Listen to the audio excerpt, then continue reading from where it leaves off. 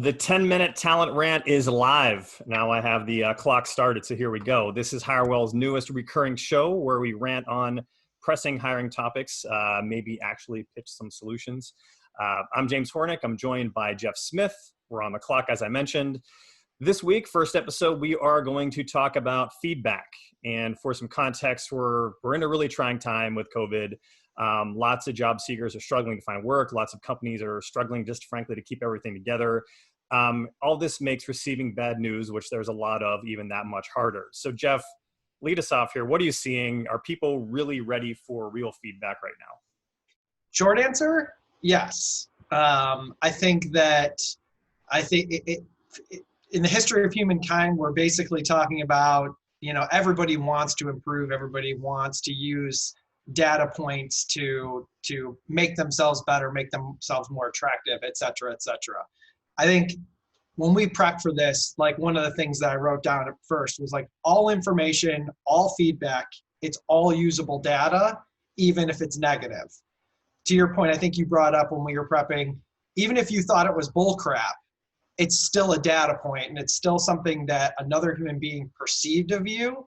I should say that we're talking about feedback in relation to being a candidate, a client, and a recruiter. So like everything in our realm. And we're finding that, as much as people want to say that they want that constructive feedback, if it doesn't perfectly fit into their narrative, things can go a little bit astray. Here's the feedback challenge that I've seen for years now. And as Jeff said, we're talking really kind of on all fronts. When you give someone negative feedback, especially if it's a job seeker, they've been interviewing with a bunch of companies, or if it's a company and they may have some hiring process that they believe works, but for whatever reason, they're just not able to get the talent that they want. You're not just giving them feedback on that one event, you're inadvertently giving them feedback on everything they've been doing this entire process. And it's hard to take because it's not just one mistake, it's a mistake you've been making continuously again and again and again. And that's why it's so difficult for people to kind of accept it as something they want to hear, because no one wants to admit it's like being pot committed. You're playing poker or anything else, and finding out, making a bad investment and finding out the entire time you had it dead wrong. It's just that much harder to get over. But I think it's important that people kind of understand that there's always a way out. I mean, if there's the problem, I think that the bigger problem too is it then perpetuates itself, both from a standpoint of if you're the person who reacts negatively to feedback, people want to stop giving you feedback. If you're a company that, if someone said, hey, I don't know about this hiring process, like candidates don't even want to finish the process. They're canceling out. And you react by, well, it's our process. This is how we do it. We've always had success this way. People are going to stop telling you when something's wrong. And similarly, if you're on the other side because again, hiring managers and companies, they're people too, but on the other side with job seekers, if somebody gave you feedback that you blew an interview, and everyone blows an interview at some point in time, you just have to accept that fact. And your reaction was actually, no, they sucked. They didn't ask me the right questions. They didn't know what they're talking about. I knew way more than they did. People are going to be less likely to want to tell you when you screwed something up the next time just because of that. So from our standpoint, when you're in the middle, a lot of the times as recruiters, I think the big fault of people in our position is that it's just too easy to cop out and not tell people what they really want to hear at that, because it's painful having those kind of conversations when someone doesn't like what you have to say and bites your head off. So I think that's recruiters are just as much to blame because so many pass the buck when they had a chance to maybe do something more productive. Humility is a virtue for a reason. I think that one of the main things you just said was, regardless of whether or not you agree, and by you, I'm just talking generally speaking, with somebody's opinion or a group's opinion or a company's opinion, their assessment of you. It's not your response is what's going to dictate what happens from there. It's not the other way around, unfortunately. I wish that the world was more perfect, but it's not. And as such, a response that is combative, that is defensive, that it's not going to get you anywhere. In fact, it's going to scorch earth the rest of the bridge that you could have possibly had. Rather, walking into that and saying in a very humble way, I really felt like things went Halftime. well. Got it. I really felt like things went well.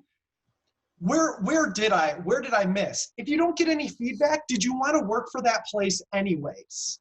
And conversely, if you're the client or the hiring manager and you don't get any constructive feedback from the candidate, you can say, all right, I dodged a bullet. Like, let's just all kind of come to grips with the fact that we're always not going to hear what we want to hear. But when you hear something negative, there could be a corollary to something actually happening that you're projecting out there into the world.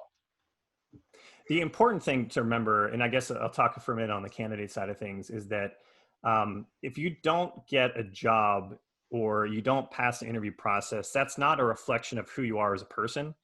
And it's really, really hard to not take feedback personally because it's your livelihood. It's what you've sunk your life into and your career into.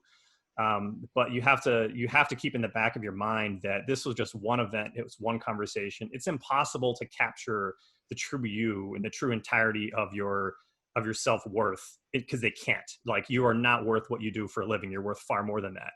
So, but if things don't go your way, that's what you just have to kind of keep that in mind, that it's is not worth, you're worth so much more than this, and it's not worth letting it tear you down as a person that, you inadvertently close people off to wanting to come back to you and tell you the real deal the next time. Totally.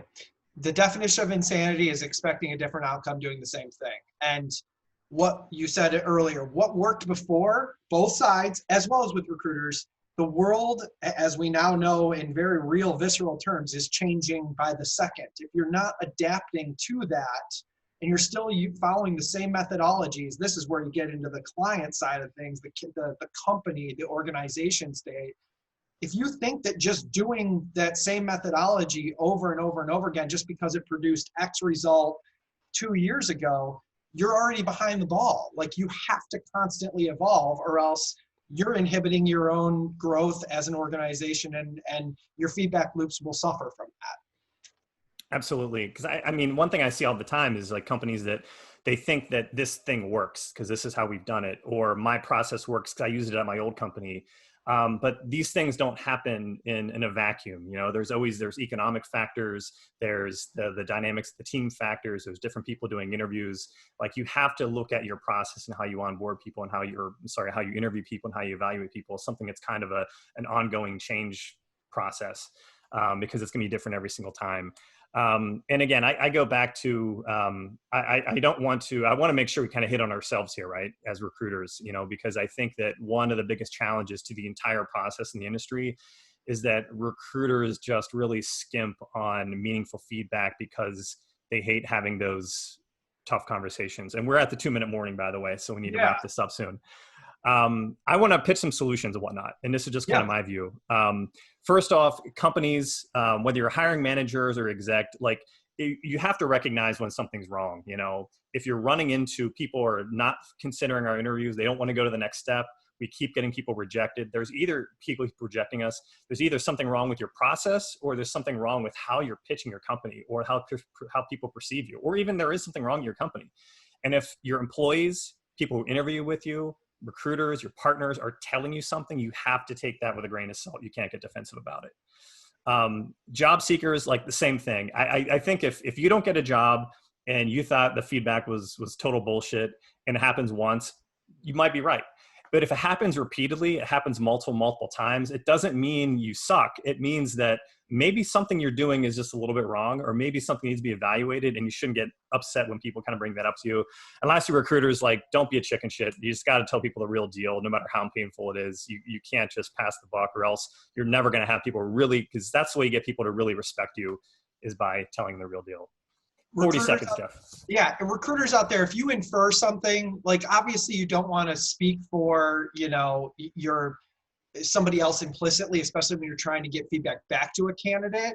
But use your common sense. Like, tell that candidate what you've seen. I tell candidates all the time what I think I perceive of them. It's only the right thing to do. And frankly, it'll stop the constant feedback loop of like, well, you were a bad culture fit, or you did, yada yada. And we are short on clock, so that's it for this rant.